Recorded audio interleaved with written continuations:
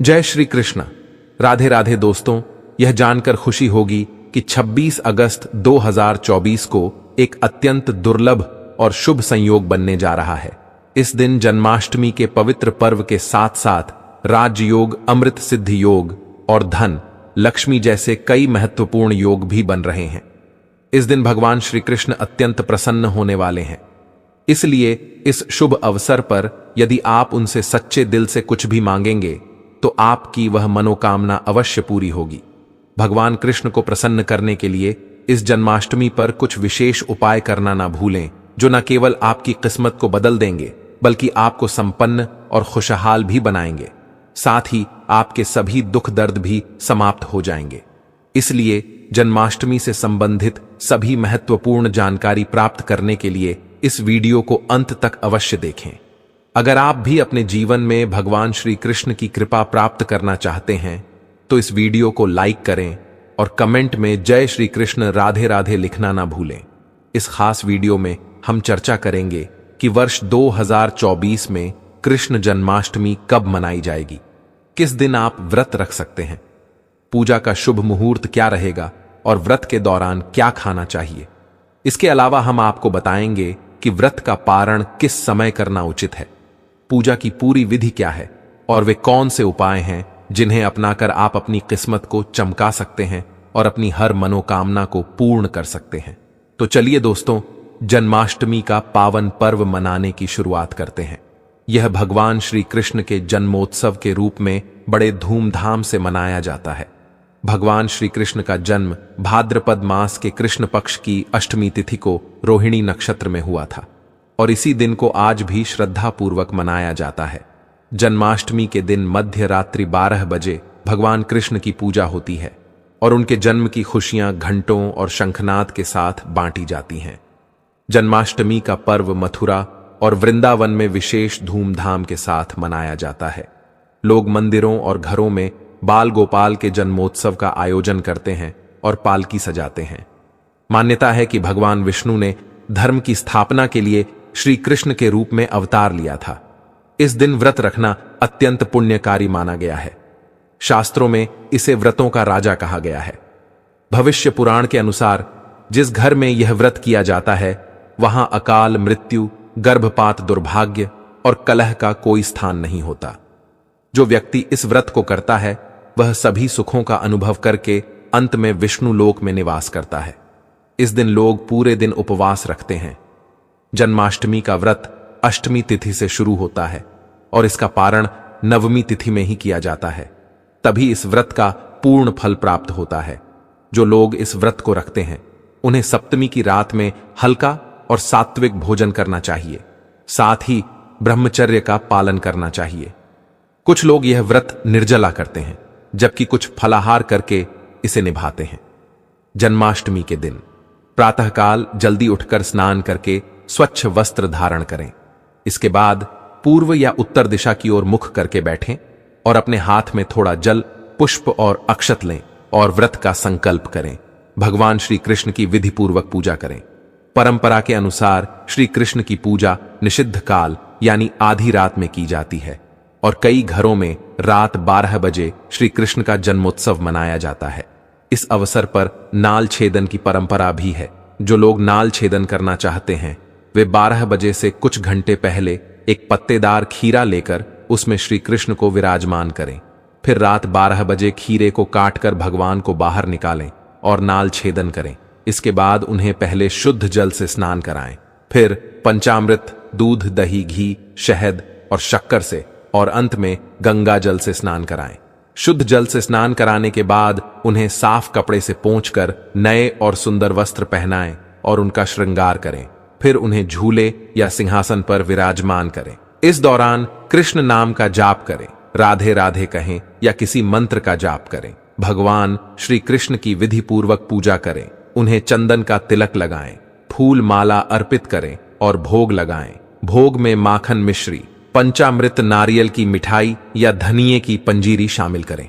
ध्यान रहे उसमें तुलसी का पत्ता अवश्य हो। इसके बाद धूप दीप जलाकर श्री कृष्ण की आरती करें और उन्हें झूला झुलाए। जन्माष्टमी की रात को लोग जागरण करते हैं, भजन कीर्तन और शोभा यात्रा में भाग लेते हैं, जिससे शुभ फल की प्राप्ति होती है। कुछ लोग रात की पूजा के बाद ही अपने व्रत का पारण कर लेते हैं, जबकि कुछ लोग अगले दिन सूर्योदय के बाद इसे संपन्न करते हैं। ध्यान दें कि व्रत का पारण करते समय प्रसाद का सेवन जरूर करें। जन्माष्टमी का व्रत लोग विभिन्न तरीकों से रखते हैं। कुछ लोग निर्जला व्रत रखते हैं, जिसमें वे पूरे दिन पानी भी नहीं पीते, जबकि कुछ लोग उपवास रखकर रात में फलाहार करते हैं। वहीं कुछ लोग दिन में 2 बार फलाहार करते हैं। इस दिन व्रत में आप रसीले फलों का सेवन कर सकते हैं, जो आपके शरीर में पानी की कमी को पूरा करेंगे। आप तरबूज, खरबूजा, ककड़ी जैसे अधिक पानी वाले फल, अमरूद, केला और सेब का सेवन कर सकते हैं। इसके अलावा व्रत की शुरुआत से पहले दही की लस्सी पीना लाभदायक होता है, जिससे प्यास कम लगती है। जन्माष्टमी पर व्रत खोलते समय लोग कुटू के आटे के व्यंजन और साबूदाने की खिचड़ी खाते हैं, जो हल्के होते हैं और पेट को भरने में मदद करते हैं। ध्यान रखें कि व्रत तोड़ते समय अत्यधिक भारी भोजन से बचें, क्योंकि इससे गैस की समस्या हो सकती है। अब जानते हैं कि 2024 में जन्माष्टमी का पर्व कब मनाया जाएगा। इस बार जन्माष्टमी का व्रत 26 अगस्त को रखा जाएगा। भाद्रपद माह के कृष्ण पक्ष की अष्टमी तिथि 26 अगस्त की रात 3:39 पर शुरू होगी और 27 अगस्त की रात 2:19 पर समाप्त होगी। जन्माष्टमी के लिए शुभ मुहूर्त 46 मिनट का है, जो 12:02 से 12:48 तक रहेगा। इस दौरान रोहिणी नक्षत्र का संयोग भी बन रहा है, जिससे इस दिन की पूजा 3 जन्मों के पापों से मुक्ति दिलाने वाली मानी जाती है। यदि किसी की आत्मा प्रेत योनि में भटक रही है, तो उनके नाम से की गई पूजा उनकी आत्मा को शांति प्रदान करेगी। इस दिन का व्रत निसंतान लोगों को संतान सुख प्रदान करने वाला होता है, इसलिए इस बार जन्माष्टमी का व्रत करना ना भूलें। जो लोग व्रत शुरू करना चाहते हैं, उनके लिए यह भगवान श्री कृष्ण की कृपा पाने का उत्तम अवसर है। तो दोस्तों, आइए अब जानते हैं जन्माष्टमी की व्रत कथा, जिसको पढ़ने या सुनने से व्यक्ति के सारे पाप धुल जाते हैं। दोस्तों, स्कंद पुराण के मुताबिक ययाति वंश के राजा उग्रसेन का राज्य चलता था। उग्रसेन का सबसे बड़ा पुत्र कंस था, जिसकी चचेरी बहन देवकी थी। कंस अपने ही पिता को जेल में डालकर स्वयं राज्य करने लगा। वहीं दूसरी ओर कश्यप ऋषि का जन्म राजा शूरसेन के पुत्र के रूप में यानी वासुदेव का जन्म हुआ। आगे चलकर वासुदेव का ब्याह देवकी से संपन्न हुआ। देवकी को विदा करने के दौरान एक आकाशवाणी होती है, हे कंस, तू आज जिस बहन को इतने प्यार से विदा कर रहा है, कल उसी का 8वां पुत्र तुम्हारे मौत का कारण बनेगा। ऐसा सुनते ही कंस देवकी को मारने के लिए हावी हो गया, पर सैनिकों और वासुदेव के वचन ने ऐसा होने से बचा लिया। वासुदेव सत्यवादी थे। इन्होंने कंस को वचन दिया कि वह अपना 8वां पुत्र सौंप देंगे। वासुदेव जी की बात मानते हुए कंस ने उन दोनों को बंदी बनाने का निर्णय लिया और उनके पास पहरेदार लगा दिए। इसके बाद कंस ने देवकी के सारे संतानों को मारने का प्रण कर लिया, जिससे देवकी के 7 संतान कंस द्वारा मारे गए। इसके बाद देवकी के 8वें पुत्र का जन्म हुआ। भाद्रपद माह के कृष्ण पक्ष की अष्टमी तिथि को रोहिणी नक्षत्र के दौरान मध्य रात्रि में भगवान श्री कृष्ण का जन्म हुआ था। बालक के जन्म लेते ही जेल की कोठरी प्रकाश में हो गई। साथ ही एक आकाशवाणी सुनाई दी कि तुम बालक को गोकुल में रह रहे नंद बाबा के यहां छोड़ आओ। वहां एक कन्या का जन्म हुआ है, उसे तुम यहां ले आओ। ऐसा सुनते ही वासुदेव की हथकड़ियां खुल गईं। वे तुरंत एक टोकरी में श्री कृष्ण को रखकर उस टोकरी को सिर रखकर गोकुल की ओर निकल पड़े। रास्ते में यमुना नदी बाल कृष्ण के चरणों को स्पर्श करने के लिए उफान पर आ गई। फिर चरण स्पर्श करते ही वह पुनः शांत पड़ गई। इस प्रकार वासुदेव ने अपने पुत्र को यशोदा मैया के बगल में सुलाकर वहां से कन्या लेकर वापस कारागार लौट आए। जेल के दरवाजे अपने आप बंद हो गए। उनके हाथों में दोबारा हथकड़ी डाल दी गई और सभी पहरेदार तुरंत चौंक गए। तभी कन्या के रोने की आवाजें आने लगी। सूचना मिलते ही कंस ने कारागार से उस कन्या को लाकर उसे मारने की कोशिश की, लेकिन वह कन्या आकाश में उड़ गई और कहने लगी, अरे मूर्ख, मुझे मारने से कुछ हासिल नहीं होगा। तुझे मारने वाला अब इस संसार में जन्म ले चुका है।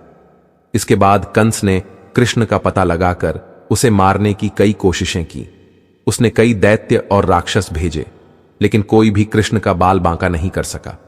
अंततः श्री कृष्ण ने कंस का वध किया और उग्रसेन को पुनः राजा बना दिया। इस प्रकार श्री कृष्ण जन्माष्टमी की व्रत कथा पूरी हुई। ऐसी मान्यता है कि जन्माष्टमी के दिन इस कथा को पढ़ने या सुनने से व्यक्ति के सारे पाप धुल जाते हैं और जीवन की समस्याओं का समाधान मिलता है। साथ ही भगवान का आशीर्वाद भी सदैव बना रहता है। अब आइए जानते हैं कि जन्माष्टमी के दिन कौन से उपाय करने से आपकी किस्मत चमक उठेगी और आपके सारे दुखों का नाश हो जाएगा। पहला उपाय आपके अटके हुए कार्यों को गति देगा। जन्माष्टमी के दिन सुबह स्नान और ध्यान के बाद घर के बाल गोपाल को नई पोशाक पहनाएं, उन्हें भोग लगाएं और रोली चंदन से उनका श्रृंगार करें। इसके बाद पास के राधा कृष्ण मंदिर जाकर वैजयंती फूलों की माला अर्पित करें। अगर वैजयंती फूल उपलब्ध ना हो तो पीले फूलों की माला भी अर्पित कर सकते हैं। ऐसा करने से भगवान कृष्ण का आशीर्वाद प्राप्त होगा और आपके रुके हुए कार्यों में प्रगति होगी।